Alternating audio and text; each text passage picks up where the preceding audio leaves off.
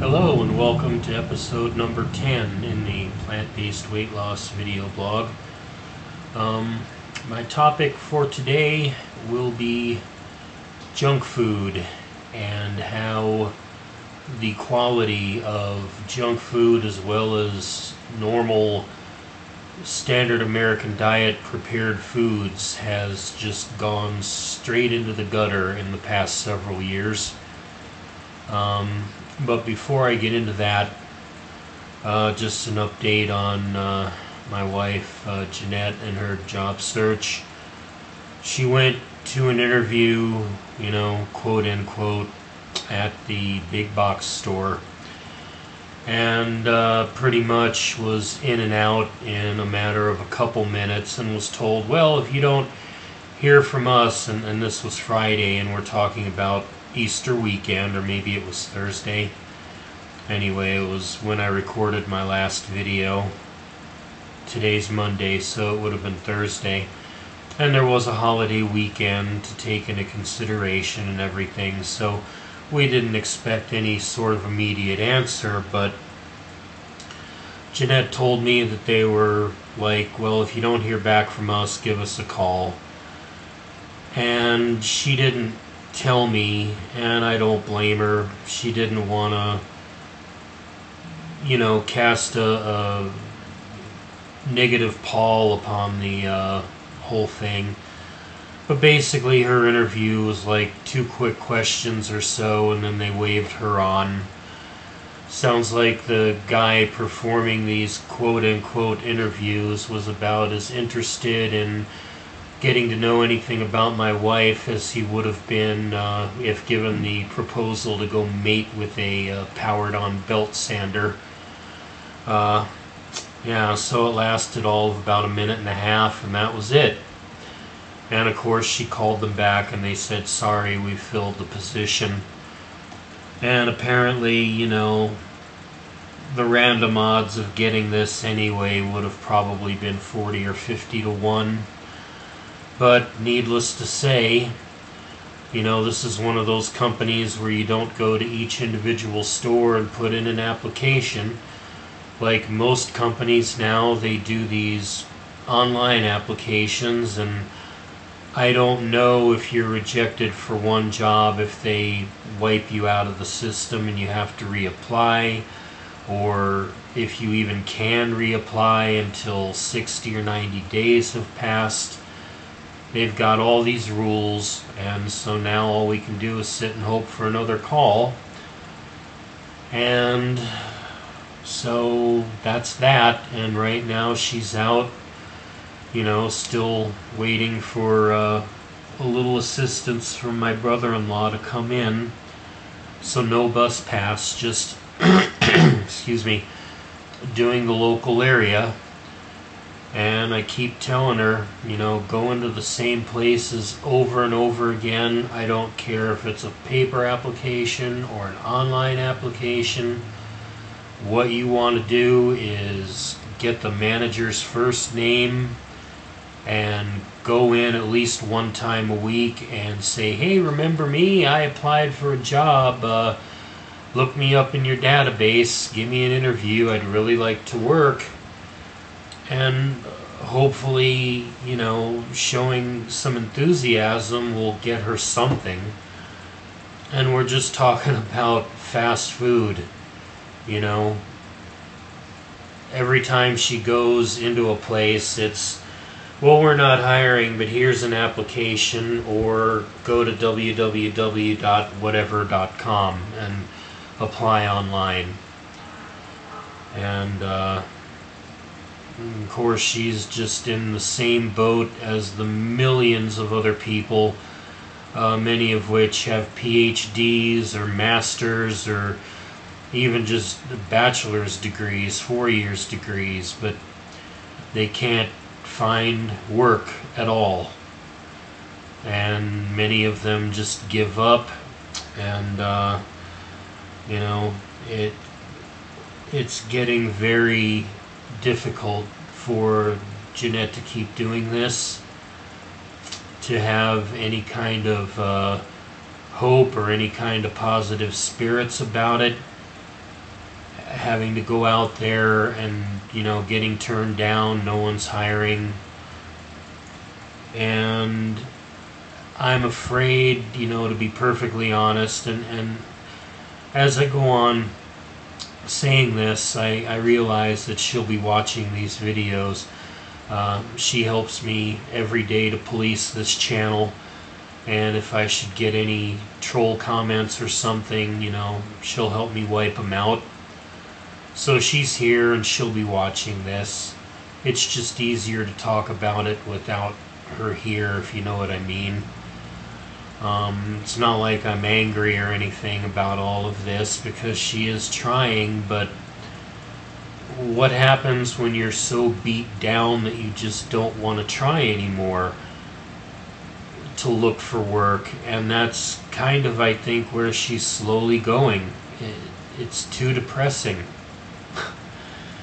And a lot of times, she'll end up crying or something before she leaves, and I have to sit and keep reminding her, that I would never be angry that she's not finding anything. All I ask is that she keep trying. And no reasonable person, at least in my humble opinion, could hold any other view. You can't take somebody who for the past several years, when I was so big and so sick and so incredibly, dependent for everything, she was always there, did what I needed done, helped me with what I needed help with. And yeah, there were times she was kind of frustrated about it, but she never once told me to go take a flying leap or anything even remotely like it. And how many people could be so lucky? I'm going to go ahead and drag politics in this, because right now I just feel like it, and if you don't like it, you know where your browser's back button is. But she's got more class than Newt Gingrich did when his wife was dying of cancer. And here he is, in a high political office and out in the public spotlight, nuding his way around here and there. And yet you've got my wife who stood by me and dealt with all of the horrible problems I had without batting an eye, and she can't get into a Walmart or a Subway or a Jack in the Box. Because, here she is with this gap in her employment history, terminated from her next to the last job. And one other side thing, and I apologize for this, people who watch this, if you back out and don't finish, then I probably don't blame you. But I forgot to mention in previous videos, especially my last video going on about this job thing, we actually, were on food stamps, and then late last year she went on Craigslist and answered an ad for a company that was hiring sales commission only, which means, no hourly wage, no benefits of any kind. You were just a contractor, quote unquote, again, the way so many of these companies like to do that now. And she was working for a major phone carrier, landline, cellular, DSL, the whole works. And her job was to try and call businesses, and for a while she also did extra hours in the residential division.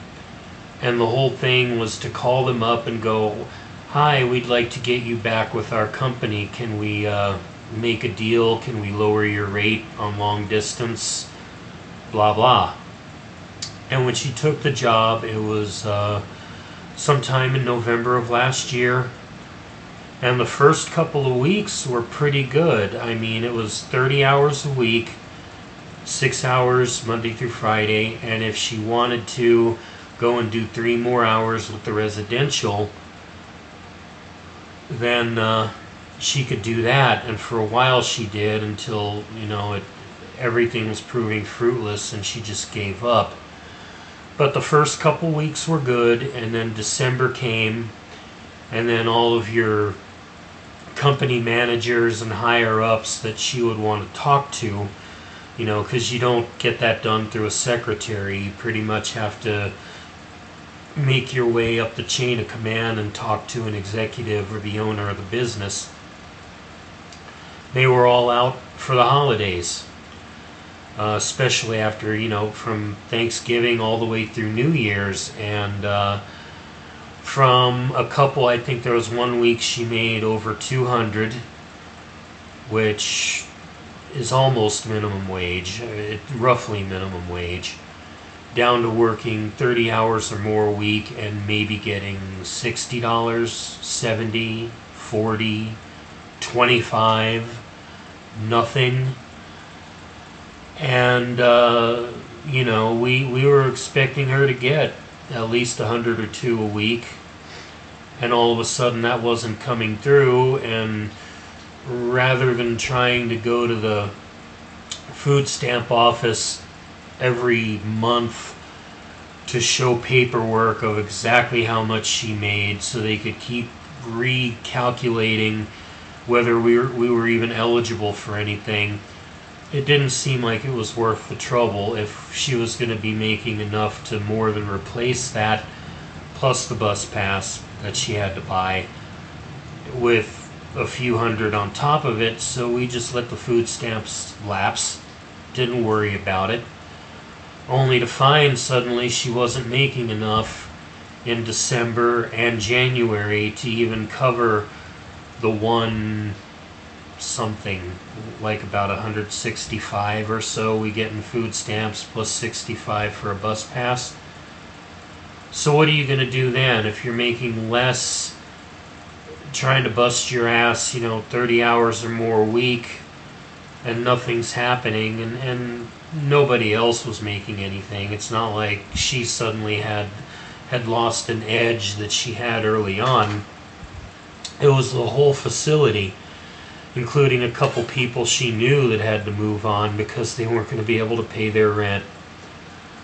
So she quit, and the last full week she worked, she got 0. The week before that, thank goodness, she got like $70 or so, plus she won some little contest and got a little bit for that.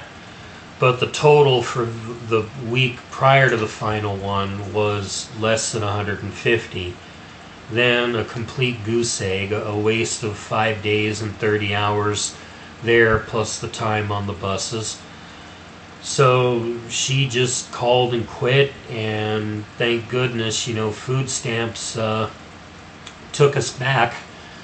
They have a rule where if you're gainfully employed and quit the job, that they will not give you food stamps back.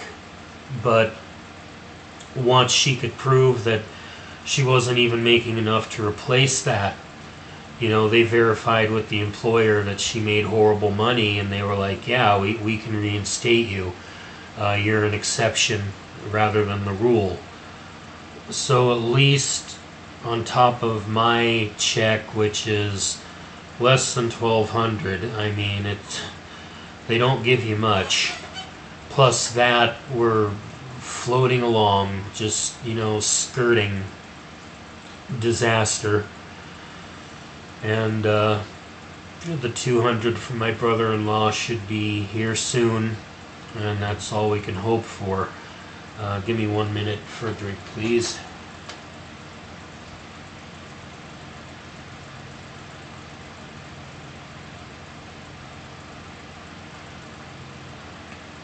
Alright, thank you. Now, let's move on to what else I want to talk about here, and that's junk food, prepared food, and how horrible just about all of it has become over the last 10 years, but especially it seems to me in the last 3 or 4, since I've gone on to the McDougall thing and committed to it for the most part. There have been times I've gotten really depressed and kind of fallen off the wagon, but it's easier and easier to stay on the wagon. And the reason for that is that all the stuff I remember, having the luxury, if you will, of being in my 40s, I remember what kids' breakfast cereals were like in the 70s and 80s. And most of what my mom made was home cooked. Very rarely did she make anything at all out of a box. But at friends' houses and at other places, I would have more prepared food. And it was edible. It wasn't good for you, obviously. Kids' breakfast cereals were loaded with sugar. Candy was loaded with sugar, and so on. But it tasted good even if it was bad for you. And being somebody with a food addiction, it was, easy to just go ahead and eat that stuff and feel like you were getting pleasure from it and just ignore the consequences or try and deny them. Lately, not so much. And that's a good thing. I mean, it builds a case for just avoiding all of it, because they've gone through, they being the companies that make all this stuff, have gone to such great lengths to cheapen the ingredients they put in, make the packages smaller, and charge the same price. And all of the other tricks they pull and things they do. And anymore, from my experiences where I have eaten standard American fare, it's just not the same. It's not worth it. So to anybody watching this who may be eating a lot of sugary foods and high-fat foods and prepared foods, just consider that the companies making this stuff don't even care enough to maintain quality standards of any kind. So with that sort of logic, why would you even bother? There's just no point when you can buy, something as simple as mini, those little niblet corn ears that come in the bag frozen, that are like a third of an ear of corn long, and they have others that are half. You can boil those up, or if you've got it in the supermarket and it's in season, you can just get fresh corn on the cob and boil that up and eat to your heart's content. And it's sweet enough that it'll take care of your sweet tooth. So will a couple bananas. And these are things that are all McDougall friendly, have almost no fat, are full of starch that your body needs for fuel.